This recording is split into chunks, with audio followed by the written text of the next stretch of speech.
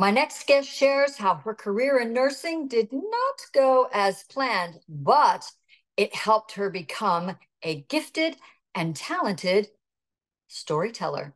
Stay tuned.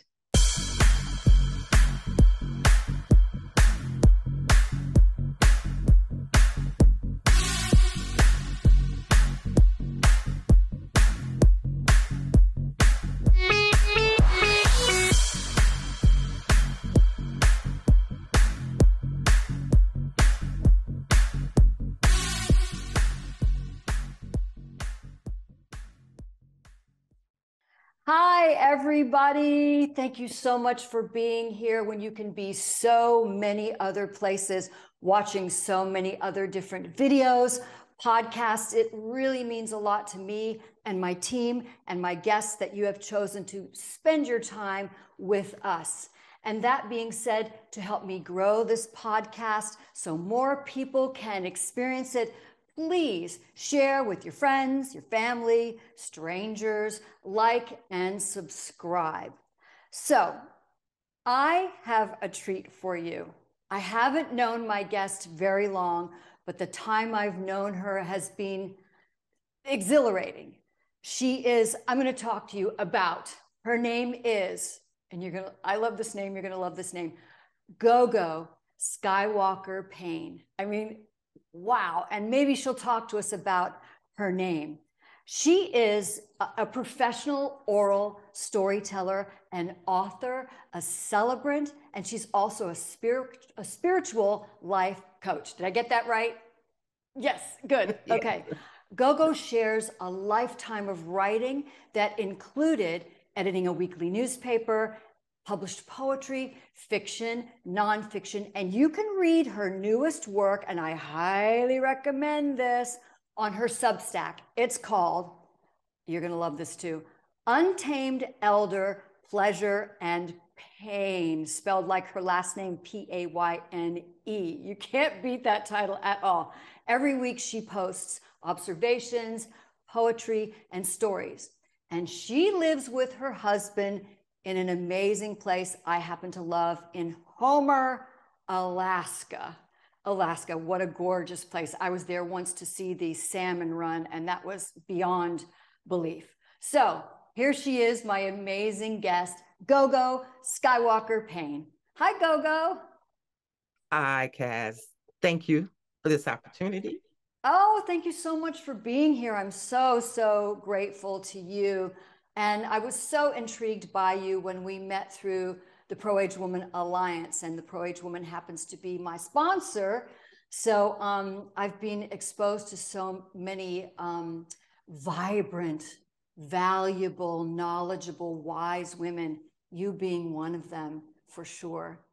So let's talk about something that at the time you saw as and I always do this, failure, because I try my best to, it's not always look on the bright side of life, thank you, Monty Python. It's, can I find another way to look at this, even though it feels awful, and can something good come out of it? So do you have one of those instances or stories to tell? Well, I had to think about it, but I didn't have to think too hard about it being a failure. Working up the good part. There were some benefits, but actually I had a very short nursing career. And as far as I'm concerned, it was an abysmal failure on many levels. First of all, I should never have been a nurse. I had wanted to be a doctor when I was younger, but got put off when I was in high school by my biology teacher. And she was a nun. And she would tell these gruesome stories about, I don't know what it was, but it turned me off the concept of being a doctor. I think it was around surgery or something, but I lost my desire to be a doctor. But what had happened was I was over 50. I was in Iowa. I lost the job I thought I'd have forever, which was a part-time job at that time. And I was storytelling, but not enough to live off of. And interestingly, at that time, Des Moines Office for Employment they had a program in which you could get a training or education for a new career. So for some reason, I decided I'd go in and take a CNA training, certified nurse assistant training, which wasn't hard. It was interesting because they would test you. And during the test, I had to take this lady's blood pressure. And I put the blood pressure cuff on, made a total mistake. But I kept talking to the lady and explaining it. To this day, I cannot do a blood pressure manually. But when I was passed, the lady said, I did such a good job talking to the patient.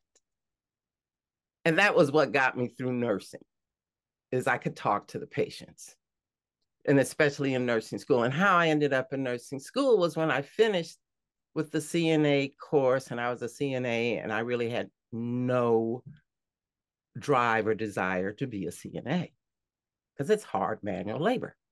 They can be very supportive, but they get the hardest jobs in the hospital. And sometimes the least respect, except from the patients, because they're the most caring. But I knew I did not want to do that. And the person at the employment place said, well, we can help you get into nursing school because he said, you're smart, you could do that. And interestingly, in my journey from dropping out of college in my 20s to then being 50 something, I had accumulated quite a few courses that transferred into nursing school. I had nutrition, I had chemistry, I even had math. So it was like, okay, I can do that because I wasn't getting hired. I wasn't getting any jobs. I had gotten laid off the job I thought I'd have forever, that I had had for like 4 or 5 years in the town. Couldn't get another job. Knew other women my age who'd worked for longer times in Des Moines who were having a hard time getting a job. And I asked my sister, who'd been a nurse forever, since she's younger than me. I said, do you think I could be a nurse? And I thought she'd say no. But she said, oh, no, you can do it. So I said, okay. And it was interesting because I got scholarships from the Black community all the way through my little nursing school thing. There were 2 things I did in the community. They had in Des Moines, they had this annual Black this Black event in which they had performers, local performers, and they'd always have some Black movie star. And they actually paid, and I did storytelling there for years. But otherwise, I didn't have much interaction with the Black community because I didn't have kids. I didn't go to a church, my husband's white. But when I got in nursing school and started applying for scholarships, I could write. So I got every scholarship I applied to. And nursing school was a real disappointment in some ways because I had been to colleges, I had worked in universities, my mother and dad were teachers, and that school had some of the worst teachers I'd ever seen in my life. They were good nurses, they were good, and I'm a writer, and I was around people who were around words. And not only that, they had some teachers who were just blatantly have their own prejudices, and I got stuck with one of them, and she got on my nerves. She made a decision that was so wrong. I got no support. I went from a BSN to an ASN program because they said I could not get support from my personal advisor. I couldn't get a support from the person who was the head of it. And I was like about one of 2, less than 5 Black people in the program. And they were taking my money. I said, no, I ain't gonna go through this. Because the woman had made a decision that was just really, it was prejudice. People admitted she had her prejudices beyond just race. There was a certain students she liked and some she didn't like. And so I just said, I'll take the minimum of this. But I got to nursing school. I didn't have as high a grade average, but I had a good grade average. I got through. And in the process of nursing, What was really frustrating that it wasn't until the last semester in nursing school that they talked about interaction with doctors. Like they talked about getting doctor's orders, which is a large part of your job. And then you hear from one of your nursing teachers that are what pricks, and more with the others, another name with the doctors can be the nurses. I mean, this is your last semester of nursing school. And your nursing clinical director say, just beware of doctors. They make it. And so that was not very encouraging. And I'd had the opportunity to work in had clinicals in the 3 hospitals they had. And I had realized by the end of it, as I was going through each one, I really wouldn't want to work in any of them. One of them, the major hospital, the one that was connected to the school, and it was a Catholic place. I was doing a clinical with an East Indian American heritage woman, and she was actually a little bit dark skinned than me. And it was really disappointing when she started talking about feeling prejudice and experiencing prejudice, not only from the nurses, but from the patients. And so it was like, I was getting all these things it didn't mean. And then I'm starting to think, well, where else can I do nursing? Where else can I pay my loan off? And that's how I ended up working for the Indian Health Services, which got us out of Iowa, which is my husband's home state.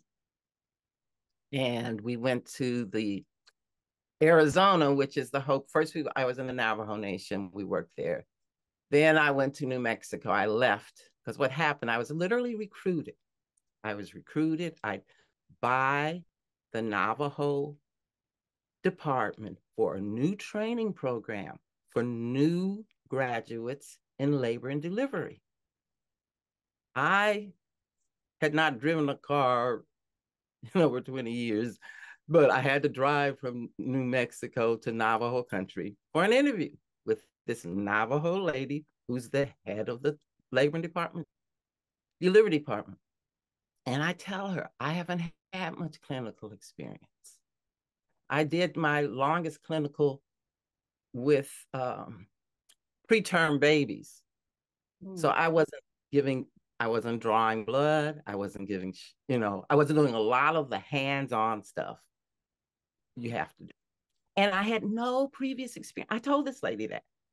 And I was 50 years old. I told her all this. Oh, you'll be great. It's a great training program. The bottom line, it was a terrible program. The nurse who was supposed to be my trainer was complaining because she only got paid $1 an hour more, which is a significant risk for anybody. You get paid $1 an hour more. That's, and I got no help. And so I ended up, my nursing career had this repetition of you have to join the union, but the union can't do anything for you while you're on probation. And they get rid of you before probation. And you have no write-ups. You didn't give anybody the wrong meds. You didn't kill anybody. And the irony of the whole experience was that after this had happened a few times, I'm talking to my sister, who by this time is retired. And she starts complaining. And she says, well, I pretty much hated it. Except, and I said, well, why didn't you tell me that Right? Oh my gosh. After all that you went through.